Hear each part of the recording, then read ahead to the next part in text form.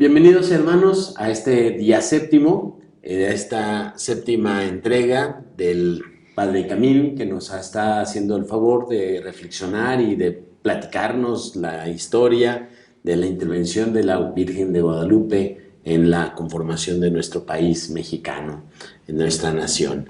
Miguel, ¿cómo estás? Bien, gracias a Dios. Aquí estamos otra vez con mucho ánimo para seguir reflexionando juntos, enriqueciéndonos y caminando, porque el Dante Alighieri dice al inicio de la gran obra de la Divina Comedia, peregrinando por la vida al estar a la mitad del camino.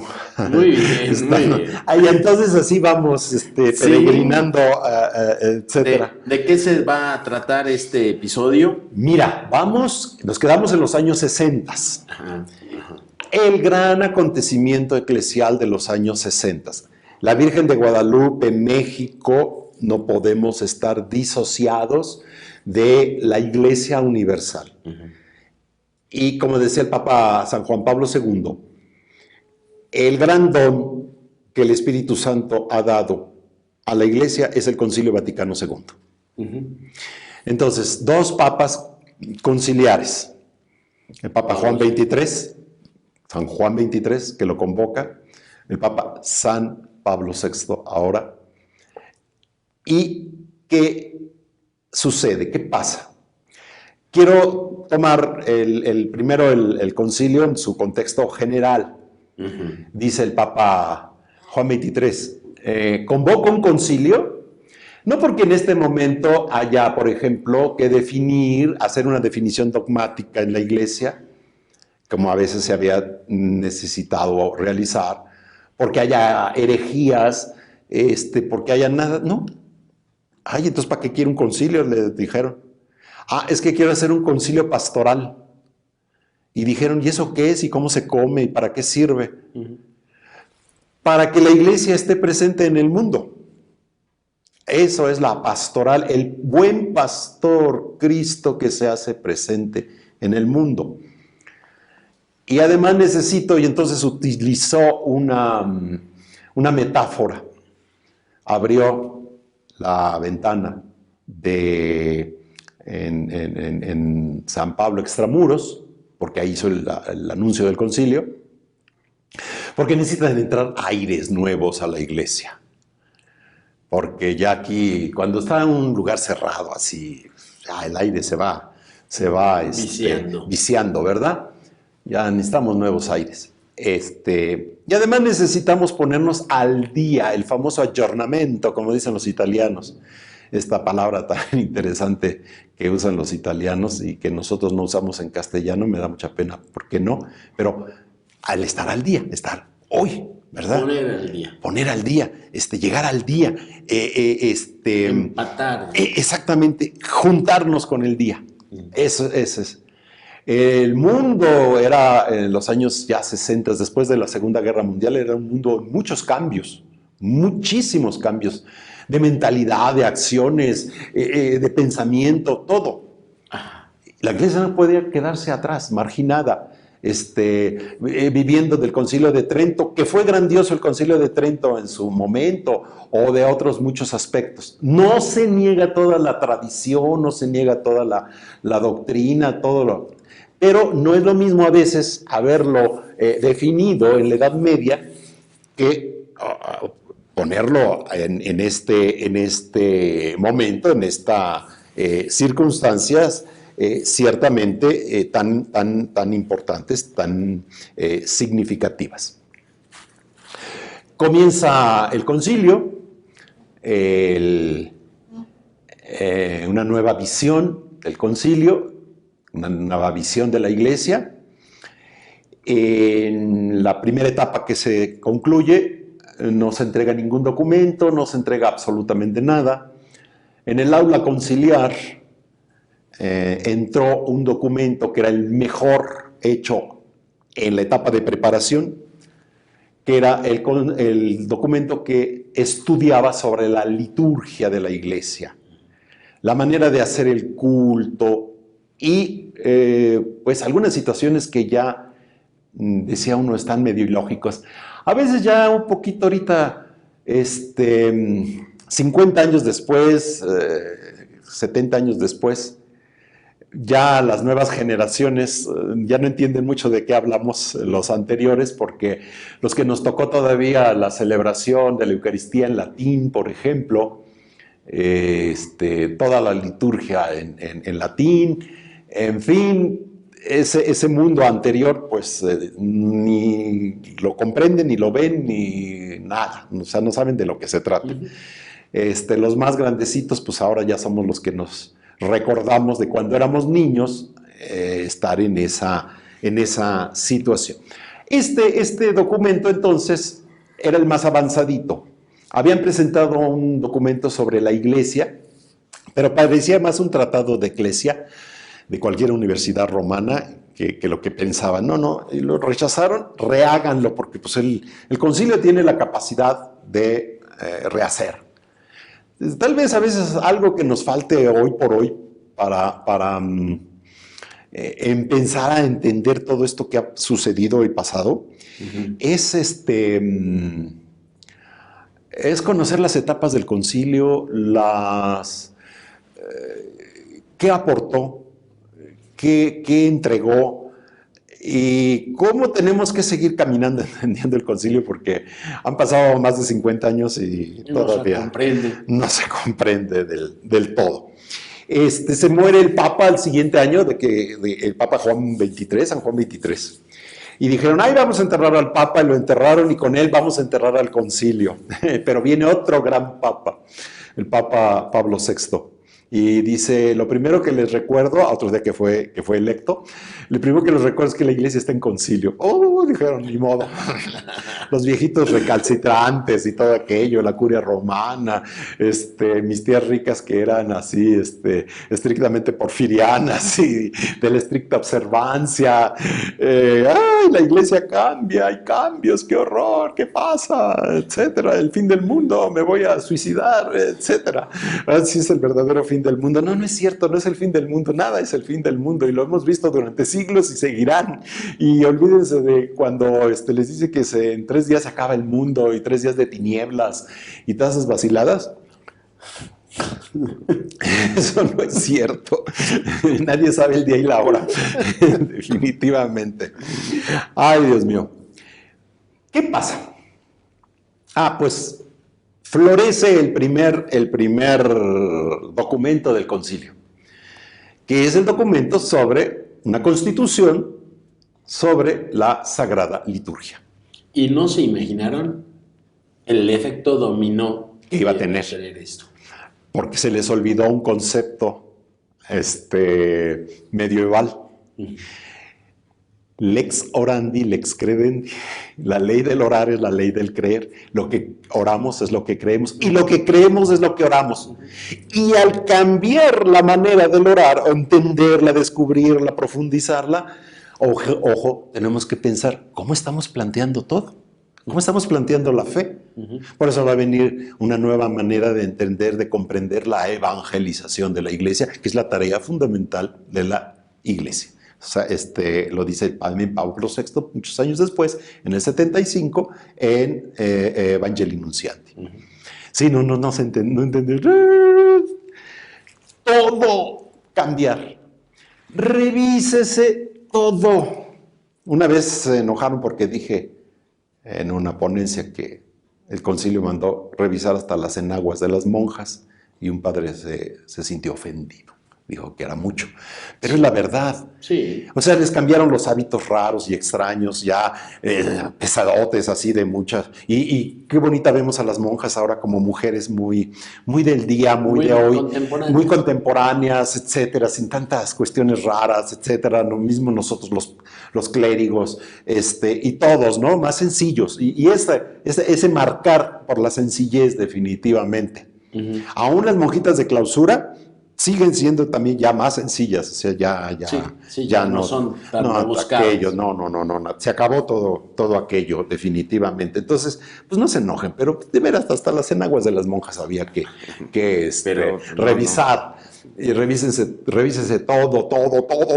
¿Entienden lo que es todo? Todo. definitivamente. Y gracias a Dios así es.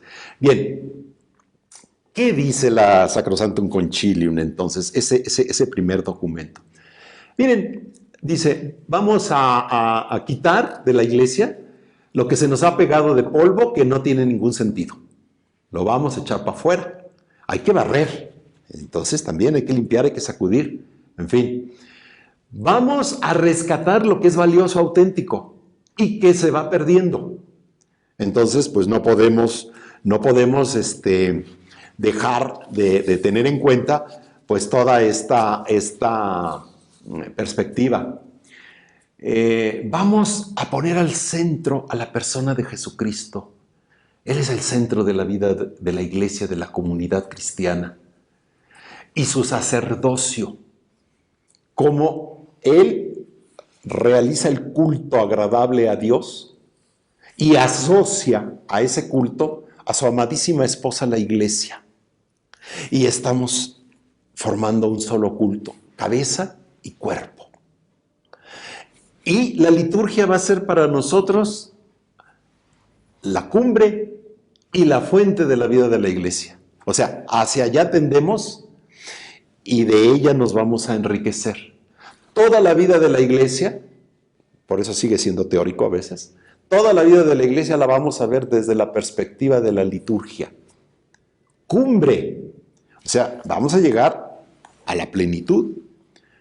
Y es la fuente la que va, como un manantial que sale y que va a fecundar toda la vida de la iglesia. La catequesis y la caridad. Y dentro de la catequesis y la caridad entra absolutamente todas las misiones y todas las tareas y todo lo que hace la iglesia.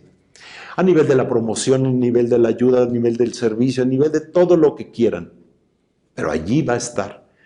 Porque en el fondo, la roca es Cristo. Entonces, la roca no es el papado. La roca es Cristo. El Papa representa a Cristo, trabaja por difundir a Cristo, etc. Y los obispos y los clérigos y los fieles, etc. Vamos a darle su lugar a cada quien. ¿Quién es cada quien en este cuerpo de la iglesia? Ya decía Teresa de Lisieux, en el corazón de mi madre, la iglesia, yo seré el amor. Cada quien se define como quiera. Si ella quiere ser el amor, el corazón de la iglesia, un amor así henchido de caridad, pues qué bueno. Y tanto así que era una monjita que no salía de su convento de clausura y es la patrona de las misiones. Y dice uno, ¿y cómo es eso? Si nunca fue a misionar. Ah, no, porque la oración, su entrega, etcétera, era una manera de mantener la misión de la iglesia. Entonces, esta riqueza es importantísima. Después viene otro documento, en el efecto dominó que decías, que va a ser la Lumen Gentium, el documento sobre la iglesia. Y ahí nos va a ubicar a cada quien. ¿Qué es el misterio de la iglesia? El misterio de Cristo.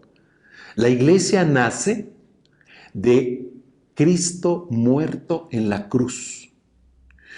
En el momento en que es traspasado su costado y de su costado sale sangre y agua, de ese momento sale la iglesia, surge la iglesia. Los santos padres de la iglesia hacían una referencia muy hermosa y por ahí está. Decía, así como el cuerpo dormido de Adán en el paraíso, Dios abrió y saca la costilla y forma a la mujer. De la misma manera, Cristo en la cruz de su cuerpo dormido, se abre su costado y sale su esposa, la iglesia.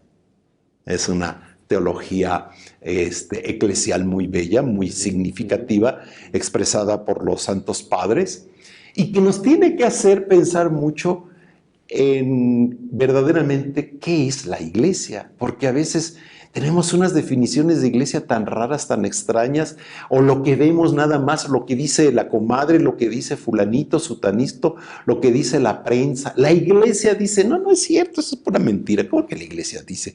A ver, vamos a ponernos Todos de acuerdo. En todo caso, la jerarquía de la iglesia, o tal jerarca, o tal fulanito, o tal universidad cristiana, esta es su opinión, o esto instruye, o esto enseña. Pero así, a la iglesia, eso no es cierto, eso es mentira. O sea, hay que entender cómo formamos parte, pues, de esta perspectiva.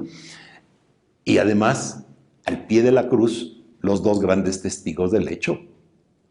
María, madre de la iglesia, y Juan, el discípulo fiel, allí, que recibieron el Espíritu de Cristo para continuar esta nueva misión, el cuerpo místico de Cristo.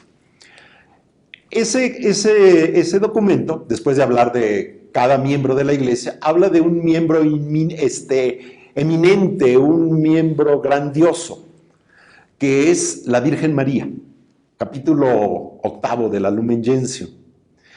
Algunos padres conciliares en esa época quisieron hacer un documento en los que se hablara solamente de la Virgen María. Pues porque es tan importante la tradición mariana y toda esta cuestión. La ha sido desde siempre, desde toda la teología de los santos padres, de los concilios. La figura de María ha sido verdaderamente importantísima a lo largo de toda la historia de la iglesia. No se puede disociar de la iglesia de María. Pero dicen, no, ¿qué hacemos otro documento ni qué nada? María es parte de la iglesia. Entonces tenemos que hablar de María como parte de la iglesia. Y entonces viene esta nueva perspectiva de esta nueva mariología. Todas las abuelitas.com querían suicidarse. Entonces, las abuelitas zapatonas del mundo querían suicidarse. ¡Ay, de la Virgen María! Esto no sabían, dicen. No entendemos y todo aquello, ya sabes. Y los velos y todo eso que usan las señoras. No se preocupen, abuelitas.com. Es una nueva perspectiva de entender a María. O sea, ella no es diosa, ella no es así muy importante, porque nada más decimos que porque es importante ya, y más a la mexicana, ya saben. Ahorita por eso vamos a llegar a todo eso a la Virgen de Guadalupe. No. Vamos a darle a cada quien su justo valor. O sea, ella es la Virgen María, simple y llanamente. Aquello que dice Pablo. Llegada la plenitud de los tiempos, Dios envió a su Hijo, nacido de una mujer. ¿Qué más dignidad que nacer de una mujer? O sea, no son mitos griegos de que los semidioses nacían de las diosas y de las no sé qué, y de las vírgenes vestales y de una mujer concreta, con una historia, con una manera de ser, con una vida, con sus cuitas y con todo lo que quieran. Porque, bueno, pues el Evangelio no lo dice, pero ¿qué no habrá sufrido esta mujer en su situación? Pues sí, pueblo chico, chisme grande, imagínense, ya salió con su domingo 7, cuando se dieron cuenta que estaba embarazada. Ya habían realizado los desposorios, pero no vivían juntos. Se lo dice bien claro al ángel, pues ¿cómo será esto? Puesto que yo no conozco varón. No te preocupes, el Espíritu de Dios va a venir sobre ti, el poder del Altísimo te cubrirá con su sombra. Aquí hay tanta teología, tantas expresiones tan bellas, tan hermosas, que entender palabra por palabra, expresión por expresión. Nunca se nos olvide que los evangelios no son biografías de Cristo, no son historia, son catequesis. Fueron escritas para la catequesis de la comunidad, para que la comunidad se enriquezca y conozca el motivo de su fe, como dice la carta de Pedro. Demos razón de nuestra esperanza y de nuestra fe. Demos razón de nuestra fe. Entonces, todo va teniendo un sentido. Entonces, una nueva mariología, una nueva perspectiva. Y lo más hermoso que presenta la Lumen Gentium con respecto a mariología es cómo María es la mujer que estuvo asociada a la obra de su Hijo. En eso consiste la grandiosidad de María, cómo ella estuvo asociada de una manera bella, significativa, siempre a la obra de su Hijo. O sea, nadie más sintió, entró en comunión profunda con su Hijo como María. El concilio dice una expresión verdaderamente hermosa, y así como citaba hace rato al Dante, por eso lo cité, por la cuestión de al peregrinar la mitad de mi vida, a la mitad del camino de mi vida, se va al inframundo y al cielo y al purgatorio y al todo.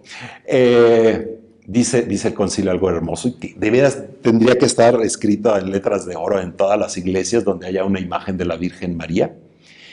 Ella peregrinó la peregrinación de la fe, ella realizó la peregrinación de la fe.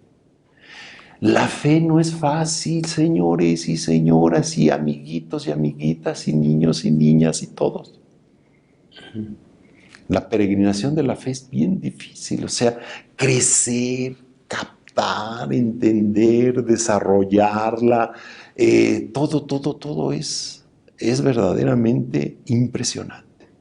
Entonces María fue la mujer dispuesta a crecer siempre en este hecho de la fe, a vivir siempre este acontecimiento de la fe, a realizar siempre esta vivencia pues de la fe. Ella avanzó en la peregrinación de la fe. Ella es el modelo y el prototipo de la iglesia, lo que las abuelitas.com no entendían. ¿Cómo va a ser así el modelo de la iglesia, etcétera? No, pues porque la iglesia es la comunidad cristiana, somos los discípulos de Cristo, somos los que seguimos a Cristo. Y ella es el modelo de vivir la fe, ella es el modelo de ser cristiano. Ella es el prototipo de ser cristiano. Por eso la iglesia la venera de una manera especialísima, como a nadie, después de la Trinidad. Es María y los santos. Pero, de alguna forma, de alguna manera, ella es la inspiradora de todas estas dimensiones tan bellas y tan hermosas de la peregrinación de la fe. Y la puntilla, porque siempre hay que usar términos así, toreros, son muy buenos. Ahora que no quieren a la fiesta brava, no sé por qué. Lo más hermoso. Mientras los discípulos de Cristo vamos caminando a poseer el reino eterno, ella nos acompaña.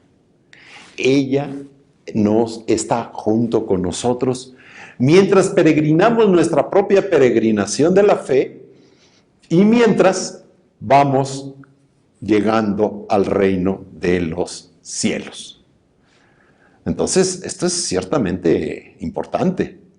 Esto es ciertamente trascendente. Esto es tan bello que pues se necesita realizar, entender. Posteriormente a esto hubo un magisterio pontificio pues muy desarrollado, muy concreto, muy feliz, exitoso en este aspecto. El Papa Pablo VI, con su documento Marialis Cultus, organiza todo el culto de la Virgen María, tanto el culto litúrgico como el culto devocional. Le ha dado pues mucho sentido. Y también el Papa Juan Pablo II entregó en miras a la preparación del Gran Jubileo del año 2000 un documento sobre la Virgen María, la Madre del Redentor, la Redemptionis Mater. Entonces, todo esto nos ha ido haciendo como juntar mucha leña, como si fuéramos a hacer una fogata, mucha leña de todos estos conceptos, y luego para encender una gran fogata, una gran hoguera, que nos una a esta cierta expresión mariana tan importante. Todo esto va a tener una repercusión en México conforme se fue asimilando algunos de estos aspectos del culto mariano, de la nueva perspectiva y lógico en la predicación de la Virgen de Guadalupe. O sea, porque no es un aislado, o sea, la Virgen María tiene miles de títulos en miles de partes, y pues uno de ellos es la Virgen de Guadalupe. Tampoco crean que es el ombligo del mundo. Entonces, pues no, la Virgen María es simplemente la Virgen María, así de sencillo. Tantos rostros, tantos títulos, tantas maneras de mirarla, pues va correspondiendo a momentos históricos, a momentos de los lugares, etc. Pues es que aquí hemos venerado a la Virgen María bajo tal título de siempre, ¿verdad? Que Nuestra Señora de esto, Nuestra Señora del otro, de aquí y de allá. Pues sí, esa es las representaciones de la única Madre de Dios. No vayan a pensar que es prima de otras vírgenes por allí, porque luego así piensan muy raro. En fin, todo esto da como consecuencia una visión nueva de la Virgen María, y va a tener una repercusión en la Virgen de Guadalupe, especialmente en la construcción de la nueva basílica. Por eso la nueva basílica la vamos a ver como la vemos ahora, porque no es otra cosa más que una expresión del Concilio Vaticano II, de lo que se ha dado después de la reforma litúrgica también del Concilio Vaticano II a nivel de los edificios eclesiales y de las expresiones aún artísticas, porque aunque a muchos no les gusta, porque es arte muy contemporáneo, la basílica, la gente está acostumbrada al barroco, ni modo, me disgusta, pero pues así es la vida, y no les gusta, ay, qué feo, qué simple, que no tiene nada, y quién sabe qué, quieren ver angelitos por todos lados, ya sabes. Entonces, así como iglesia barroca, como si fuera Santa María Tonancintla, pues no, pues váyanse a ver Tonancintla y ya no hay ningún problema. Yo era seminarista cuando se hizo la dedicación de la basílica, y me acuerdo que era exactamente la queja en los años 70. Ay, qué simple, qué feo. Todas las abuelitas.com lo ponían en sus mensajes, ¿verdad? Qué simples, qué feo, ay, no me gusta, no tiene nada. Pues no, es otro momento histórico, otra situación. Cada etapa le ha dado a la Virgen de Guadalupe lo que tiene, pero pues tampoco se puede construir en el siglo XX algo como era en el siglo XVIII, XVII, de barroco y estas cuestiones. Entre las consecuencias que se van dando, nada más hago un excursus aquí, del concilio, un cambio, una transformación en la mentalidad de la iglesia y de las naciones, porque al final todo el mundo hemos cambiado, todo el mundo ha cambiado. Después de la Segunda Guerra Mundial todo se ha transformado. Entonces, y especialmente después de las visitas de San Juan Pablo II a México, la primera visita, que no tanto vino a México porque México era muy importante y porque estaba la Virgen de Guadalupe y porque otra vez creen que somos el ombligo del mundo. No, no es cierto. Coincidió, como podía haber hecho con cualquier otra nación, que aquí se iba a realizar una reunión del CELAM, de la Conferencia del Episcopado Latinoamericano, como ya había habido una en Roma, como después fue una en Medellín y después fue otra en Puebla, México. Coincidió la providencia de Dios, así lo designó. Es más, cuando se planteó originalmente esto, Juan Pablo II ni siquiera se pensaba en él. Era el Papa Pablo VI, que ya dijo, pues miren, yo ya estoy viejito, ya estoy enfermito, estaba muy enfermito para entonces, yo no voy a ir ahí, les mando mi delegado, les mando mi bendición y hay toda la cosa. Pero se muere, y viene el siguiente Papa, y dice Juan Pablo I, pues yo sí voy a ir, pero pues se murió prontito, entonces pues no aguantó, pues está bueno. Y luego vino Juan Pablo II y dice, bueno, yo sí voy, ahí estoy todavía, aguanto. Bueno, vamos. Me acuerdo que de diciembre a enero se preparó ese viaje. Así, En un mes se tuvo que preparar absolutamente todo, porque ya los obispos ya estaban citados y todo el mundo estaba citado, y en fin. Entonces, ¿qué fue la basílica? Pues sí, qué bueno. Ya después nosotros hemos releído los acontecimientos de cómo el Papa se quedó tan prendado de la Virgen María de Guadalupe. Las relaciones diplomáticas con la Santa Sede no eran lo mejor, porque tenían más de 100 años de que eso no... Fracturadas, porque que eso no se manejaba, no se había tenido. Entonces, pues llegamos finalmente, sin hacerles el cuento largo, porque ya esa es también historia muy contemporánea, cuando el señor presidente Salinas plantea para México una manera de reconciliación. Me acuerdo que ese era el concepto, como una especie de reconciliación nacional. Pues en uno de los elementos que había que hacer una reconciliación era con la Iglesia, porque en ese momento el 90% de la población son católicos. Entonces, ¿cómo puede ser posible que un gobierno, que aunque tenga sus tendencias y su historia rara y extraña, y sus jacobinismos y sus liberalismos y todas estas cuestiones raras, pues cómo es posible que no tenga relaciones diplomáticas? Y luego pues ya se había recibido en una primera vez al Papa, en una segunda vez en el año 90, y venía una tercera vez porque cuando deciden celebrar los 500 años de la llegada del Evangelio a México, que el encuentro se hiciera en Izamal, en Yucatán, con los indígenas, y que iba a estar el Papa presente, el presidente lo iba a recibir, pero se fue preparando con el tiempo, pues esta buena relación que hasta ahora se ha mantenido, ya no de tener un delegado apostólico, sino de un nuncio, y que la delegación se convertiría en nunciatura, como en todos los países del mundo existen, en los países civilizados, y a veces no son confesionales. En unos de esos países, al contrario, existe hasta un número pequeñito de cristianos. Pero las relaciones con la Santa Sede siempre mantienen, curiosamente. Y entonces,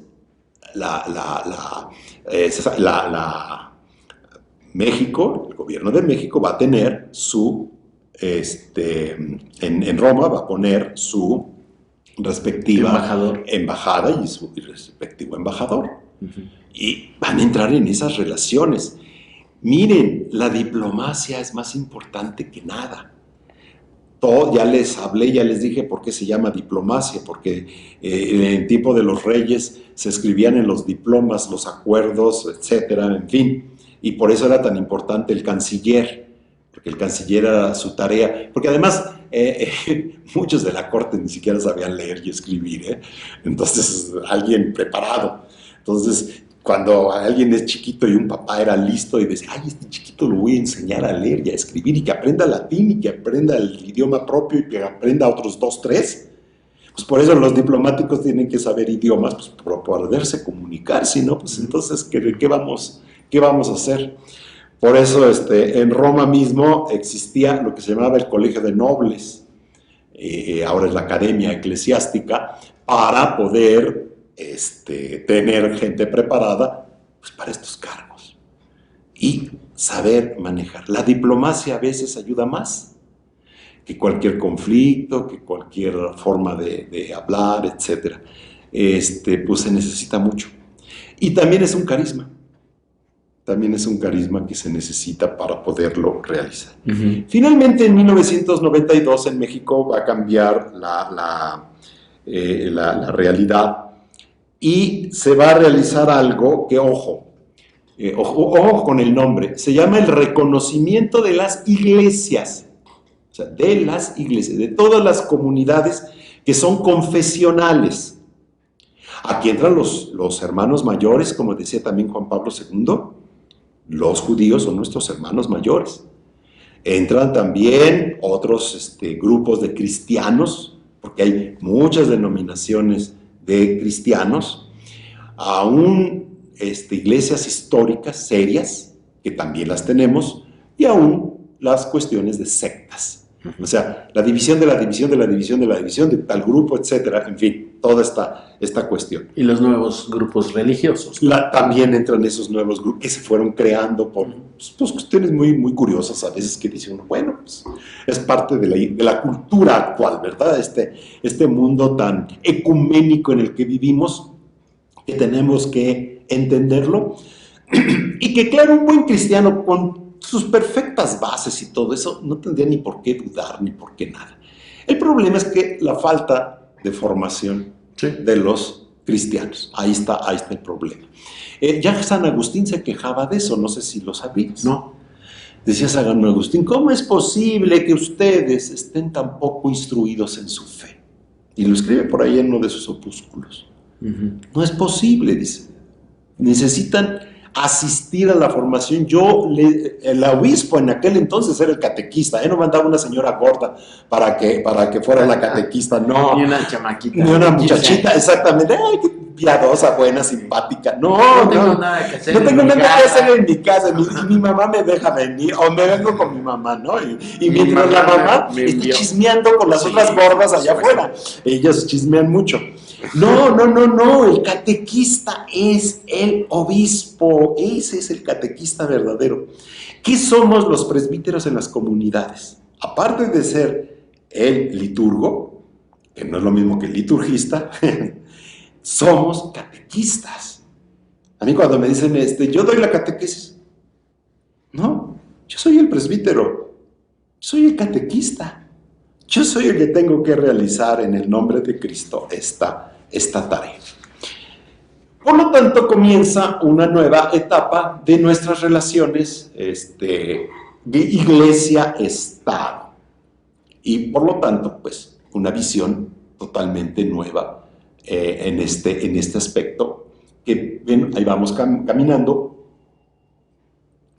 La iglesia no quiere especialmente que digamos, ay, es la única que tiene privilegios y todo, o se enoja porque el otro... No, es que nadie debemos de tener privilegios. Todos somos los mismos, porque tenemos la misma dignidad, y tan válido el culto de los hermanos mayores, el culto judío, que merece siempre toda nuestra admiración, respeto, etcétera, porque tanto que hemos recibido la iglesia de los judíos, la Sagrada Escritura, muchas tradiciones, el judaísmo de Cristo, de la Virgen María, de los apóstoles, etcétera, que es importante. Los hermanos separados, los auténticos, porque luego tampoco llamen hermano separado a cualquiera.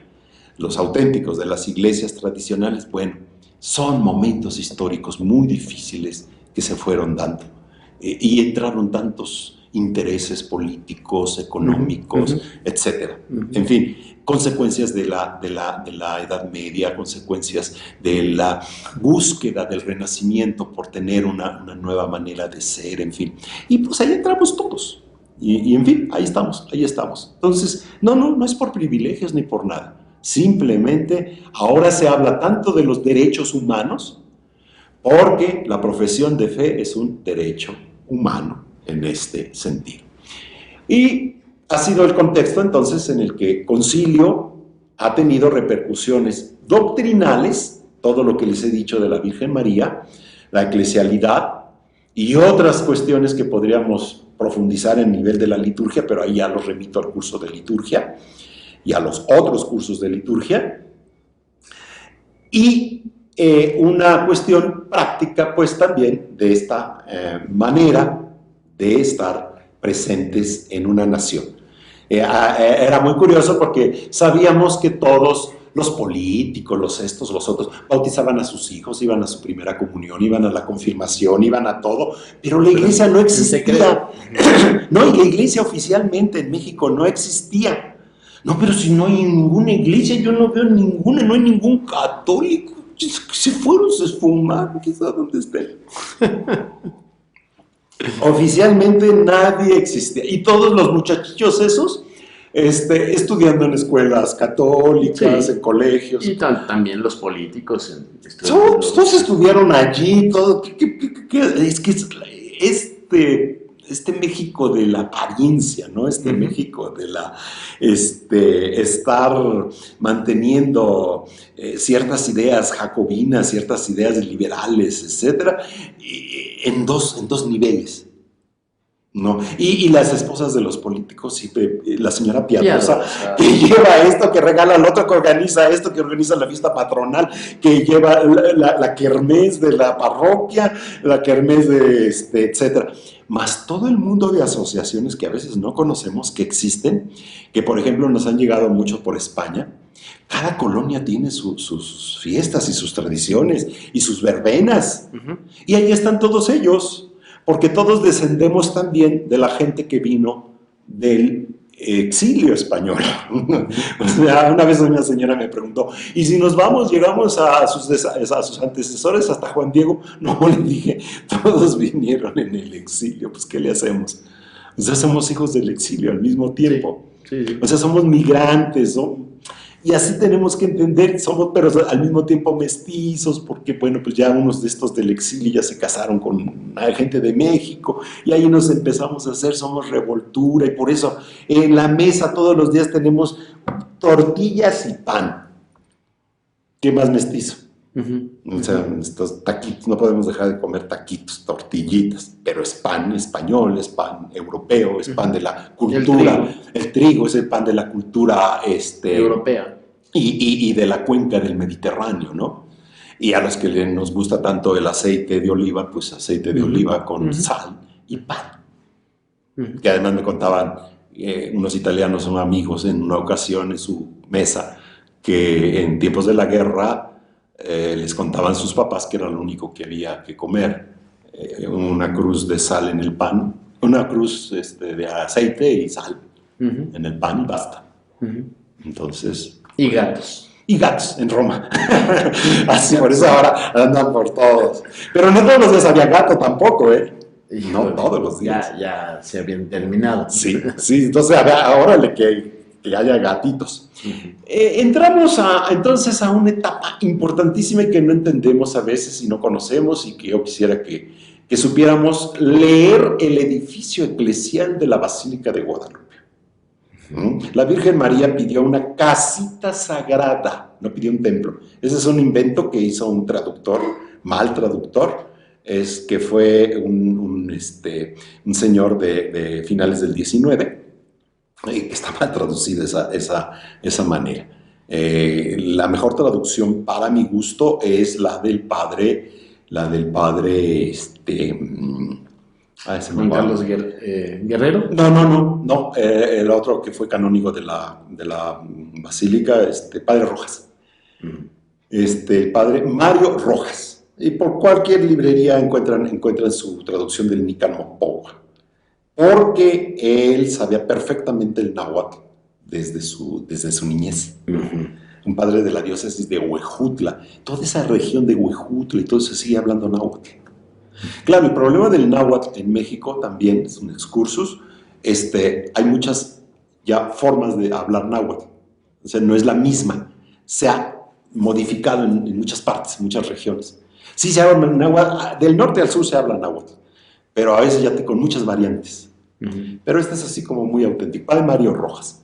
Entonces, ella pide la casita sagrada, no para ella, entiendan esto, sino para mostrarlo a él, a mi hijo, en todo mi amor, comprensión, auxilio y defensa, porque yo soy tu verdadera madre, tuya, y de todos los demás amadores míos, que estén en estas tierras y estén en otras más. El universalismo del mensaje guadalupano, eso es verdaderamente importante. Nada de que, nada más es nuestra virgencita ya. No, ¿qué es eso? Hay que compartir, amiguitos, definitivamente. Ya les dije entonces que la obra del padre Plancarte y la Bastida fue una obra grandiosa en el siglo XIX de agrandar la basílica, la colegiata en ese momento, poner hacia atrás el coro, poner el baldaquino donde se colocó la imagen, etc. Hacer toda la parte de atrás que no se ve, que es la sacristía, la sala capitular, en fin. Pero no existía los estudios de suelo que existen en México actualmente, o que al menos ya desde el siglo XX existían. Y entonces por eso la basílica se fracturó. Una parte quedó en la roca del cerro, que baja la última parte del cerro, y la otra quedó sobre arcilla, sobre arena. Entonces por eso se fue hacia el sur. Toda la villa de Guadalupe, o sea, todas las casas y todo, los que vivimos por allí, todas nuestras casas están un poquito chuecas. Se van hacia el sur, todo. Los edificios están hacia el sur, porque pues, es parte, y además el agua que viene de la serranía de Guadalupe. Es bien interesante la mecánica del suelo. Con los años, la basílica vivió unos deterioros pues tremendos. Casi que se empezaba a caer sola. Cada vez que temblaba en la Ciudad de México decían, ay, pero que no se caiga la basílica. Le pusieron, llegó el momento en que, por ejemplo, casi ni se podía ver, porque le pusieron una especie como de techo de madera, unas maderas que después se bajaron todas, para evitar cómo las piedras iban cayendo todos los días, etc. A las columnas, a las que actuales, se les quitó otras columnas grandísimas que se pusieron desde abajo para que se sostuviera el edificio. En fin, el edificio se fue haciendo una tragedia con los años. Tanto así que ya desde el año 59 ya se vio la necesidad de la construcción de una nueva basílica, de un nuevo edificio, o sea, una nueva iglesia se necesitaba. Pero en ese entonces el abad era el abad Feliciano Cortés, el 20º abad, que fue abad de 1924 a 1963. Entonces duró mucho tiempo. Él le tocó toda la persecución, le tocó toda esa etapa. Era un hombre interesantísimo por lo que se lee en sus escritos, sus memorias, lo que el arcipreste don Gregorio después dice de él. A mí me tocó todavía conocer a don Gregorio siendo niño, hasta que finalmente en 1963, el 23 de marzo, fue nombrado el abad Schulenburg, que era el rector del seminario, abad de Guadalupe. En ese entonces, yo estaba en cuarto de primaria, yo era cantor, entonces cuando llegó, ya ahí fue cuando conocí al abad. Y cuando llegué a la Basílica de Guadalupe presbítero, y le dije, vengo de maestro de celebraciones litúrgicas, le digo, pero ya nos conocemos desde que yo era chiquito. Entonces, por supuesto. Yo lo conozco desde que yo era chiquito también. El Papa Juan XXIII fue el que lo nombró y designado 21º abad de Guadalupe hasta el año 96. ¿Qué pasó? Pues él dice, y están en sus memorias, y lo platicaba mucho, yo se lo escuché de viva voz muchísimas ocasiones, que siempre, desde que llegó, lo primero que empezó a ver era proyectar la nueva basílica. Esa fue la tarea que se echó a cuestas. Dijo, tenemos que hacer la nueva basílica. Pero sabiamente pensó en aquello que dice el Evangelio, que ya citaba también en alguna ocasión, aquel que quiere hacer una torre tiene que ponerse a ver si va a calcular, y si no, porque se va a hacer el hazmerreír. Entonces dijo, pues juntamos tanto y tenemos tanto y comenzamos. Y en tanto tiempo terminamos. Entonces, el proyecto se empieza a hacer desde 1970 más o menos, ya concretado. Se llama a las personas adecuadas, o sea, se tenía que hacer un equipo, no iba a ser el maestro de obras don Juanito, definitivamente. Una nueva perspectiva, había que haber ido a santuarios del mundo, a Lourdes, a Roma, por supuesto, a Aparecida de Brasil, que pues me da mucha pena a veces decirlo, pero es que dicen que la Basílica de Guadalupe es el santuario más grande de América Latina. No es cierto, ¿eh? Aparecida. Que vayan a Aparecida y es 3 veces más grande que la Basílica. Sí. Y Aparecida tiene una pastoral Increíble. increíble. Y que dicen que es el santuario más visitado del mundo, la Basílica. Tampoco, es Aparecida. Solamente los domingos caben 300 autobuses en el estacionamiento de autobuses. Y otro mundo de vehículos. ¿Por qué? Porque Aparecida no está dentro de la ciudad. Es un pueblo especialmente, que está entre Sao Paulo y está entre Río. Y forzosamente para ir, o vas en autobús, o vas en auto. No hay otra manera de ir. El atrio es 4 veces más grande que la Plaza de las Américas de la Basílica. O sea, no es cierto, no, salgan al mundo. Definitivamente hay que... ¿Cuánto mide el atrio de la Virgen de Guadalupe? No sabría decirte de medida, ya no recuerdo, pero caben 35,000 gentes. Adentro caben 10,000. Arriba caben 2,000 en la parte de las capillas altas, y en el atrio caben 35,000. Nada más que con el atrio de la Basílica pasa lo que pasa con el Zócalo. Si es una manifestación de los opositores, nada menos en el Zócalo caben como 5,000 gentes. Sí. Pero si es de ellos o de los que estén, no, caben millones. Es tan relativo eso. Sí, es verdaderamente bien relativo. Y nosotros lo medimos muy bien por el boletaje que dábamos en las visitas del Papa. O sea, a mí no me lo cuentan porque yo lo mismo de boletaje. Se pueden contar los 12 millones de peregrinos a la Basílica, pero no en un día. Es imposible. Van en un año. O sea, el espacio... ¿Cuántos millones vivimos en la Ciudad de México? 7 millones, lo dijo el censo. No el sino el anterior. Me acuerdo que... 8 millones. Bueno, 8. Y dicen que llegan 12 millones en un día y medio a la Basílica de Guadalupe. Es imposible, no te da el espacio. No cabe. No cabe. Yo necesito que si hay por ahí un matemático que me haga esas, porque ahí sí mi ciencia no es para tanto. Yo estudié matemáticas hasta la preparatoria, después estudié filosofía y teología. Sí, bueno, todavía me acuerdo de algunas ecuaciones, pero no sé más. Pero si me hacen esas medidas, perfectamente sabes que no pueden, ni siquiera el 12 pueden caber. Yo le calculo que máximo llega sobre 1,000,000 de gente. No, son cucarachas las gentes. No son ratas para que caben tantos millones. Imposible. No. Eso es durante un año. Entonces, la delegación, los eclesiásticos y todo, vinieron 7 millones. Toda la Ciudad de México, cabemos en ese espacio. No. Somos 7 millones, 8 millones en la Ciudad de México. Cabemos en ese... Imposible. Ya te dije, 35,000 en el atrio, 10,000 adentro.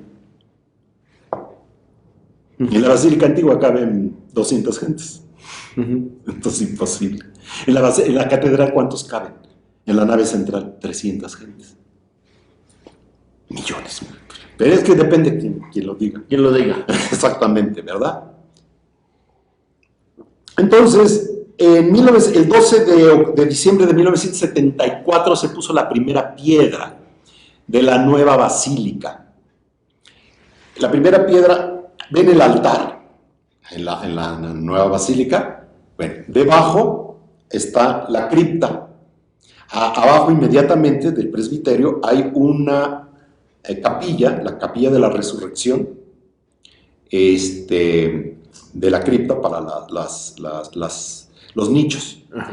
Además, cripta quiere decir debajo, No es lo mismo cripta que un columbario, que puede ser un cuarto, puede ser una capilla.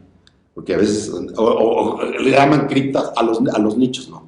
Cripta quiere decir, la palabra cripta quiere decir debajo. Y debajo de ese altar, donde está toda la cimentación, allí está colocada la primera piedra. O sea, sí existe, sí es real.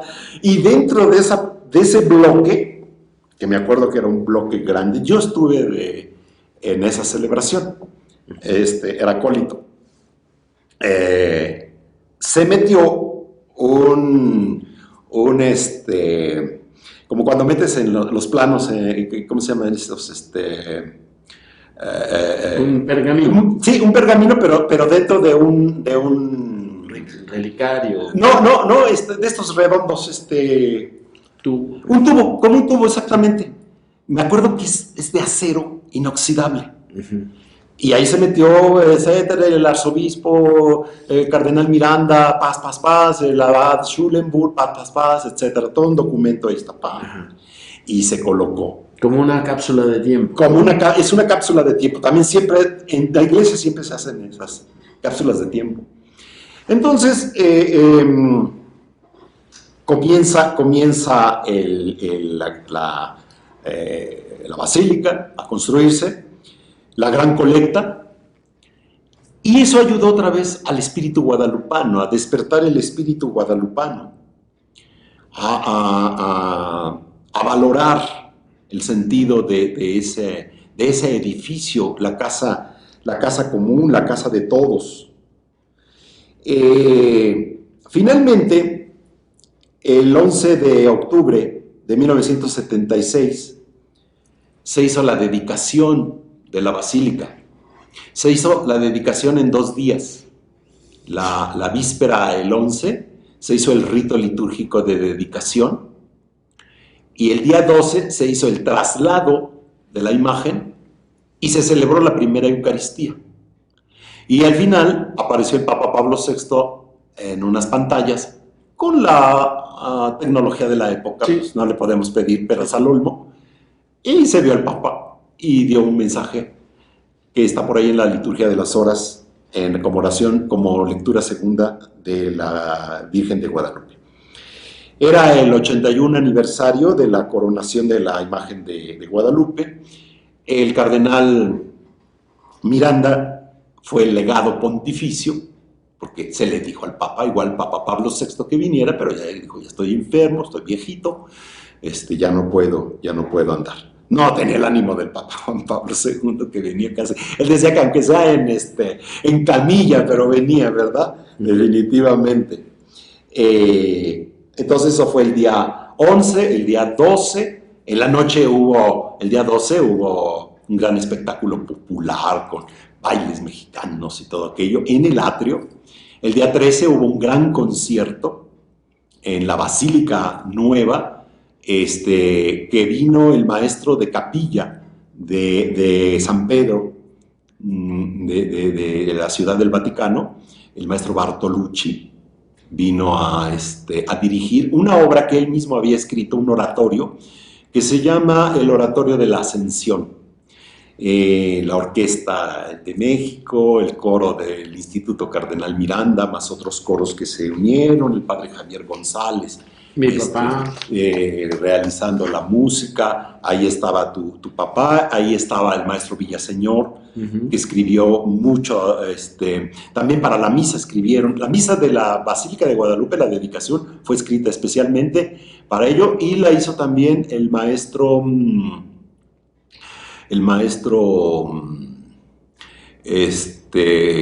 Jesús Villaseñor. Y la Madre Benigna. La Madre Benigna también hizo unos cantos. Mientras se colocaba la imagen de la Virgen, de tú eres la exaltación de Israel, tú eres la gloria de Jerusalén, tú la gloria de nuestra raza. Ese canto lo escribió la Madre Benigna.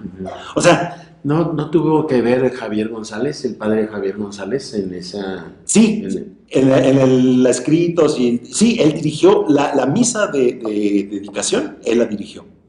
Y el concierto, el maestro Bartolucci. Pero es como todo, cuando un maestro así de esos niveles viene, antes ya les prepararon todo. Sí. La orquesta, tu papá bien sabía todo eso, preparado. El director prepara todo. Todo. Prepara coro, eso, esto, el otro aquí. Y ya viene la diva Así es, exactamente. Y más un italiano, allora, imagina. Así es. De allí la simbología del edificio. La iglesia, la comunidad cristiana, no construye edificios, no construye iglesias, porque el contenido le da nombre al continente. O sea, la comunidad cristiana, la iglesia viva, las piedras vivas, no construye el edificio iglesia con minúscula, nada más porque sí. Porque todo edificio eclesial es un edificio simbólico. Si vamos desde las iglesias del siglo XVI, vamos a Colman, y vemos esa iglesia inmensa y dice uno, ¿y cómo es que construyeron esto? ¿Y por qué tiene esta estructura? Etcétera. Es que pedagógicamente los misioneros les enseñaban a los indígenas que esa simbolizaba la Jerusalén celestial. Claro, la Jerusalén celestial era lo más parecido a un castillo medieval, con sus almenas y con esto y con lo otro. Pues, hay que pensar en Notre Dame de París, nuestra dolida Notre Dame, sí, que sufrimos tanto, aún en Francia, la catedral de donde era San Juan Bautista de La Salle, ¿cómo se llama esta ciudad? Ahorita se me olvida, pero ya me acordaré. No sabes, ahí era canónigo San Juan Bautista de La Salle, ya es que me educaron los lasallistas. Entonces, es que los edificios son simbólicos de por sí.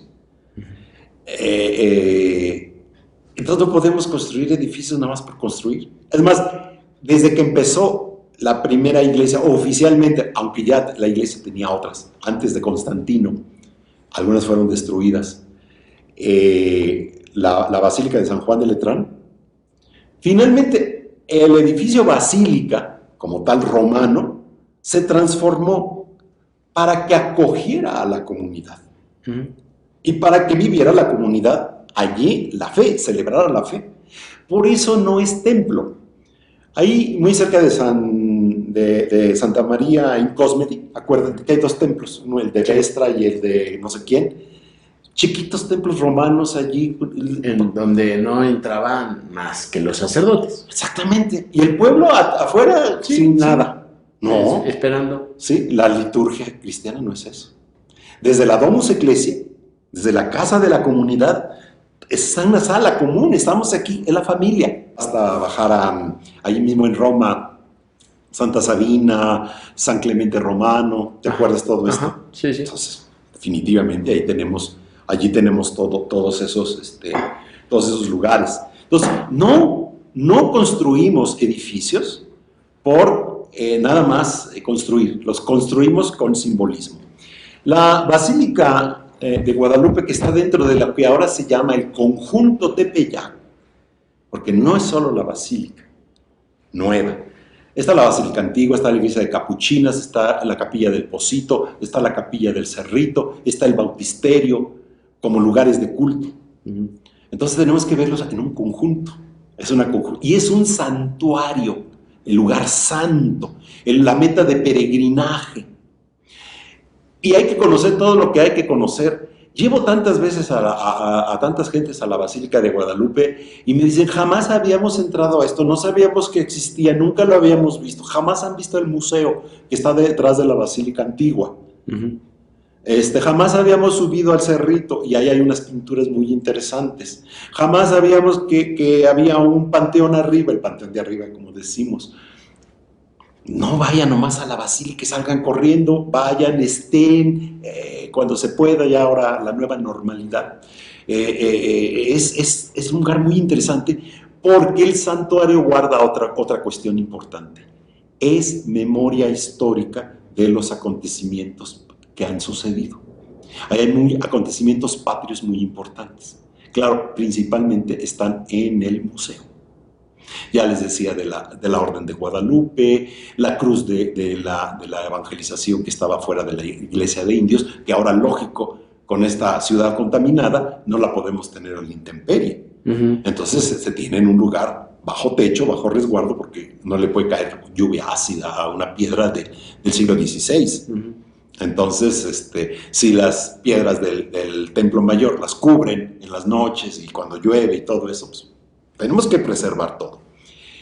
Entonces, esta idea del conjunto Tepeyac es muy importante, más sus esculturas que tiene, más el Vía Crucis, más el Rosario, más toda la parte nueva, la parte de aquella de la ofrenda, las grandes estatuas que se pusieron allí, la representación de la Virgen. Esa simboliza, por ejemplo, el mestizaje. Detrás de la imagen de la Virgen hay 2 bajadas de agua, una de cada lado, y esas terminan en que de un lado hay nopales y del otro lado hay rosas. El simbolismo del mestizaje. Del mestizaje. Y María, ahí al centro, los indígenas de Zahualcóyotl cantando sus cánticos aquellos, todos los indígenas ofrendando y llevando, hay uno que lleva una jarrita de atole, así bien simpáticos y todo aquello, el tío Bernardino por allá con sus chiqueadores. O sea, son obras bien hechas, o sea, pensadas. Allí hay un pequeño museo, hay otro museo, hay 2 museos dentro del recinto guadalupano, está dedicado al arte popular. Todas las expresiones populares que se hacen de la imagen de Guadalupe, ahí las encuentran. Y hay una maqueta de cómo era la villa de Guadalupe en los años 40. Bien interesante, antes de que se hiciera la Plaza de las Américas, el Gran Atrio. Cómo era la auténtica Villa de Guadalupe, la ciudad de Villa de Guadalupe Hidalgo. Entonces, era bien curioso, Villa de Guadalupe Hidalgo. En fin, todo eso es muy interesante. Tendremos que hacer un video explicativo allí in situ. Sí, ¿verdad? In situ, exactamente. Ajá, y hacer como un documental para que nos enseñes estas cosas y que vayamos con las cámaras. ¿Te animas? Sí. El padre Morelos pasó a rezar, camino a San Cristóbal, Ecatepec, pasó a rezar a la iglesia del Pocito. No lo dejaron entrar a la colegiata. Ajá. No lo dejaron entrar. Imagínate para un clérigo no poder entrar a despedirte de la Virgen de Guadalupe sabiendo que ese día te van a matar. Pero pues pudo entrar al Pocito a rezarle, porque ahí también hay una imagen de la guadalupana. Y ahí hay una placa, aquí rezó el padre Morelos antes de ser ejecutado y todo aquello. Pues ya lo veremos. Por eso te digo, guarda la memoria histórica de esos acontecimientos patrios, excelente. Por eso, eso mismo que pasa de donde tomó el padre Hidalgo el estandarte, en Atotonilco, es el santuario de la patria. Allá se considera el santuario de la patria. Entonces, no tanto porque sea un santuario de meta de peregrinaje, sino ahí es el santuario de la patria, porque ahí estaba el estandarte de Guadalupe. Ya te dije que don Porfirio se cuadró delante de ese. ¿Qué es la nueva basílica? Simple y llanamente la tienda de la reunión del pueblo de Israel en el desierto. Por eso tiene esa manera, esa forma, abiertas todas las puertas para entrar, todo el pueblo que pueda entrar, los peregrinos, el lugar para recibir a los peregrinos. Todas las puertas se abren e inmediatamente la nueva arquitectura ayuda de que no haya columnas, de que no haya nada, de que esté... De estorbar. Todo el mundo ve. Una planta de abanico, según los criterios del Vaticano II, para que todos se sientan partícipes de la misma liturgia y todos vean desde todas las partes. El presbiterio, así como un poco elíptico, para enfrente, nada más la referencia de atrás para el paso, que se llama la capilla de las apariciones. La gente dice las bandas, pero no son las bandas, la capilla de las apariciones, porque ahí están las 5 apariciones de la Virgen. En el centro está la del tío Bernardino. Por ejemplo, en Aparecida de Brasil pasa lo mismo. En Aparecida de Brasil, el centro, en el crucero, porque también es una iglesia redonda, en el crucero está el presbiterio, el altar. Y la imagen está hasta el fondo, y igual tiene su paso. Ahí no hay bandas, ahí pasan, ahí se empujan unos y otros. Bien bonito. Y entonces se empujan y ahí van pasando. Y la imagen está ahí. La Aparecida del Brasil es así de este tamaño. Entonces, bueno, pues la Aparecida del Brasil también, ¿qué le vamos a hacer? Entonces, nuestra basílica tiene estas características. Es la tienda de la reunión. Tiene la arquitectura, como les digo, contemporánea. El techo hace referencia al verde del cerrito, o sea, como una prolongación del cerrito también, que no se vea tan así, porque si no, pues, ¿qué color podría ser? Etcétera. Se integra. Sí, se integra, exactamente. No es evidente. Sí, no, que tenga ese aspecto. Este abanico sin columnas es importante, la asamblea en torno a ello. ¿Y cuál es el centro de la Basílica de Guadalupe? El altar. El altar. En toda iglesia el centro es el altar. No es la Virgen, no es la cruz, es el altar de Cristo. ¿Cuándo se dedicó ese altar? Porque a mí ya me tocó todo eso. O sea, porque sí, se duró más o menos unos 10 años en terminar la basílica. El día de hoy está, gracias a Dios, completamente terminada.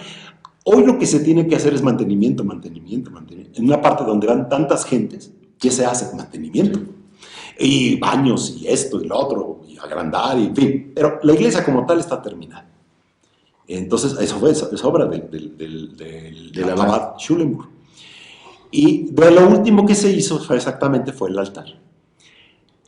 Cuando se iba a colocar el nuevo altar y dedicar, yo me acordé de ese texto que había leído en el diario del Padre Pro, en el diario íntimo del Padre Pro, cuando él había estado en la Basílica Antigua. Y yo dije, qué mejor, porque se necesita una reliquia para la dedicación de un altar.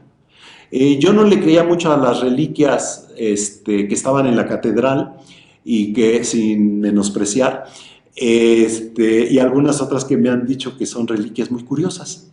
Dije, no, necesito una reliquia como muy auténtica. Y qué mejor que alguien en vida haya estado aquí y ahora que es beato, dedicar ese altar con esta reliquia. Y entonces dedicamos el altar con reliquia. Yo pedí mano del Padre Pro, porque los presbíteros en la consagración hacemos esto. Invocamos en forma eclética al Espíritu Santo sobre el pan y el vino. Y les dije, pues, y nos la concedieron. Tarso, metatarso y un poco de hueso de muñeca. Entonces lo guardamos en su cajita, etc. Hay una cápsula del tiempo también debajo del altar. Ahí está guardado también cápsula del tiempo. Una urna. Sí, una urna bien interesante. Entonces, ese es el altar. Se complementa, porque el altar hoy en día, cuando a veces hacen una iglesia o piensan en una iglesia, creen que nomás es un altar y basta. O un sagrario al centro. No, eso también pasó, por favor. Es una nueva manera de construir. Forzosamente tenemos que pensar en el ambón, que es el lugar donde se proclama la palabra de Dios. Ambón quiere decir lugar en alto. Eso quiere decir en griego la palabra ambón. Y una sede, una presidencia. O sea, porque es Cristo que preside la oración y es Cristo que preside la homilía. Es Cristo que habla en su palabra, cuando se proclama la palabra de Dios, porque los cristianos leemos el Antiguo Testamento siempre en relación a Cristo. Si no, no tendría ningún sentido. No somos judíos. Los veneramos, los queremos, los aceptamos. Y hemos aprendido mucho de ellos también de su interpretación de la Escritura. Pero nosotros leemos la Escritura en clave de Cristo. Vean siempre, todos los domingos, una primera lectura del Antiguo Testamento y Evangelio, se van a complementar. El cumplimiento en esto.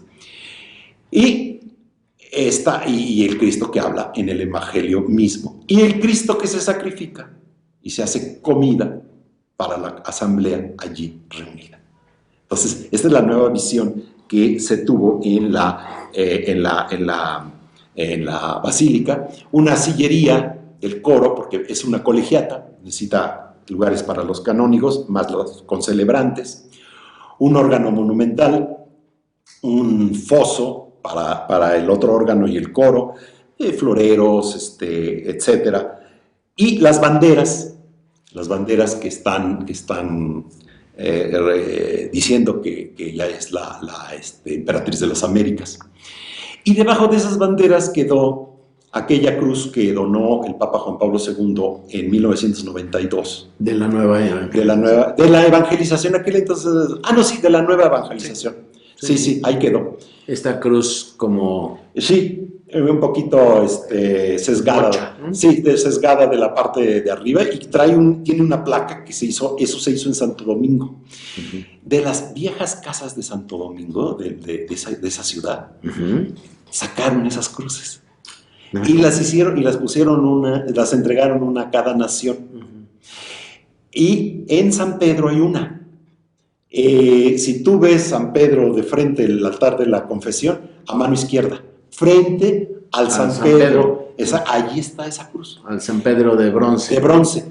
Juan Pablo II amaba tanto América Latina, no nomás México, que estamos así, y luego ya sabes, a la mexicana. Sí. Solamente nosotros, ¿verdad? Si no, no, América Latina. Que quiso que estuviera allí. O sea, no cualquiera puede poner en San Pedro algo, ¿verdad? Pues sí. Ahí lo puso y ahí está, definitivamente. Yo cuando voy, por eso me da mucho gusto entrar y ver esa cruz y lo que significa y la historia y todas estas cuestiones. El retablo no es un retablo barroco, por supuesto, es un retablo muy sencillo de líneas. ¿Qué es lo que lo enriquece? ¿Qué es lo que lo hace hermoso? La madera como tal y la hoja de oro. Uh-huh. Porque el oro en la liturgia representa también siempre la trascendencia, la belleza de Dios, el misterio. El esplendor. Acuérdate ya citamos también Venecia, San Marco. Uh-huh. Sí. Qué mejor que estuvieran esos elementos. Luego, al centro va la cruz de Cristo. Cuando se hizo la basílica, se tenía la primera edición del misal romano, Uh-huh. donde decía colóquese una cruz. Uh-huh. Y por eso se hizo una cruz monumental, una cruz gloriosa que se llama, ambiental. Pero cuando se hizo la segunda, la del 75, se habló del Cristo, ¿no? Se habló del crucifijo.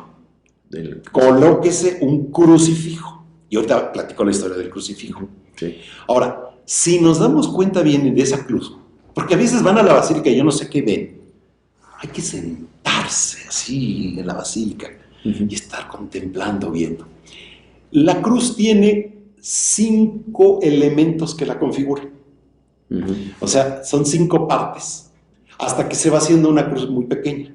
La última, ¿qué referencia tiene? A la flor del quingunce. No me digas. La flor de los 4 pétalos con el centro que tiene la Virgen de Guadalupe en el seno, en el vientre materno, uh-huh. donde Cristo, ahí está, engendrándose. Por eso la Virgen de Guadalupe, por excelencia, es la Virgen del Adviento.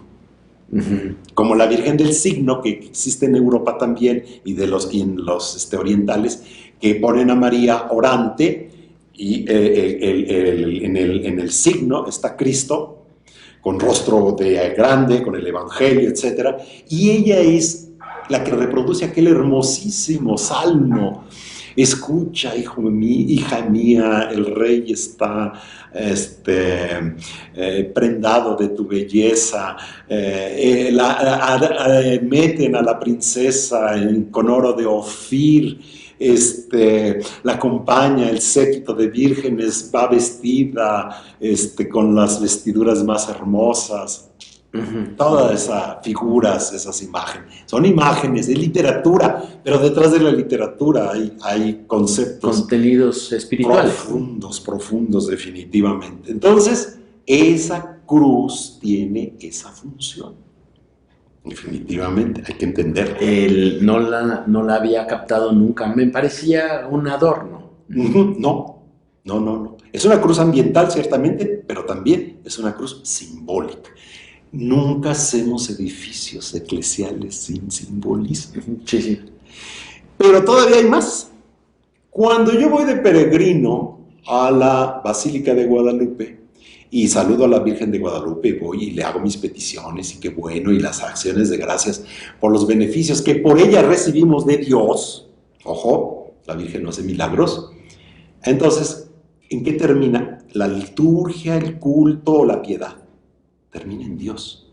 Toda peregrinación termina en el Padre Celestial. Entonces, ¿el retablo a qué me lleva?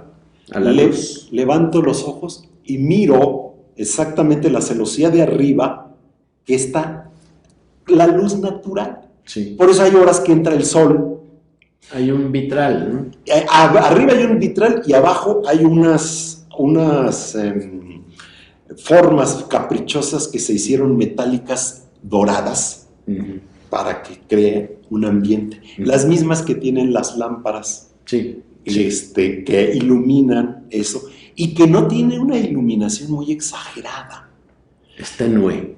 Es tenue para que sea el lugar de la trascendencia, ¿verdad? Para que sea el lugar del encuentro. Los grandes momentos los hace uno en cierta penumbra, por eso pone uno velitas, ¿verdad? Para ciertas cenas, etcétera, aún de familia. Y por eso en la cena de Navidad siempre tendrá que haber velas sobre la mesa. Y no mucha luz, o sea, ¿por qué? Pues porque es así como que el ambiente. Eso pasa en la Basílica de Guadalupe, o sea, no estás en cualquier parte, estás en un lugar sagrado, santuario, entraste a un santuario, y esto te lleva a Dios. ¿Y qué lugar ocupa la imagen de la Virgen de Guadalupe? El mismo lugar que tenía junto a la cruz de Cristo, su Hijo. Dice San Juan, junto a la cruz de Jesús estaba su madre. Entonces ella ahí está. Con la teología que ya ahora vamos a entender, vamos a ir conectando, con la teología que expresa el Vaticano II, que todas las abuelitas del mundo.com no comprendían, de que ella es la asociada a la obra de la redención. En el momento en que es como la que está ofrendando a su Hijo, la madre oferente. Por eso Pablo VI habla de la madre oferente en Marialis Cultus. Los iconos orientales, cuando María está al pie de la cruz, ella siempre tiene las manos así, porque es señal de ofrenda. Está ofrendando. Qué belleza. Claro, y qué interés. Entonces llegamos y vemos a María de Guadalupe así y decimos, pero qué maravilloso esto me lleva de veras a sentir la presencia divina, a sentir la presencia de Dios. A veces lástima de tanto ruido y movimiento que hay allá adentro y hacen, vienen y suben y bajan. Qué terrible. Pero el edificio está creado para eso. Y abajo las inscripciones. O sea que también hay que estar siempre viendo en el santuario. Es memoria que se hace a través de inscripciones. Entonces, ahí en la capilla de las apariciones, ciertamente están las 5 apariciones. Y también las frases. Y las frases, exactamente, que van ilustrando pues todo ese sentido. Si no, no tendrían ningún caso. Las frases se utilizan, por ejemplo, desde siempre, todas las basílicas romanas. ¿Cuánta inscripción no tiene? Sí, sí. San Pedro, entras a San Pedro, tú eres Pedro y sobre esta piedra edificaré. Y en griego y en latín. En latín. No me acuerdo si tú me lo decías o me lo dijo cuando me llevaron a San Pedro, en una ocasión que me llevaba a San Pedro, uno de nuestros hermanos presbíteros, dice, es que las letras que están puestas en San Pedro son más altas que nosotros. Sí, miden 1,5 metros. No son más. No, bueno, algo así me decía. La pluma de los evangelistas miden 1,5 metros y las letras también. Entonces, imagínate. Entonces, las basílicas, yo en Roma gozo de entrar a esas inscripciones, verlas y todo aquello. Entonces, eso es muy, muy interesante. O sea, cómo todos los símbolos, el simbolismo te lleva a realidades verdaderamente trascendentes. Y finalmente, los 3 marcos que se conservaron y ya hablamos de ellos, trasladados de la Basílica Antigua a la Basílica Nueva, y la corona.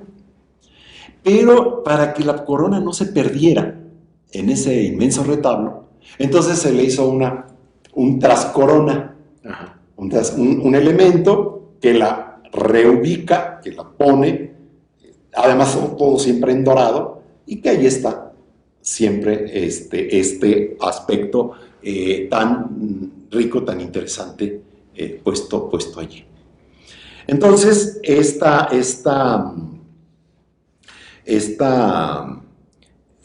realidad de la lectura con la que tenemos que entrar a leer la basílica es importantísima.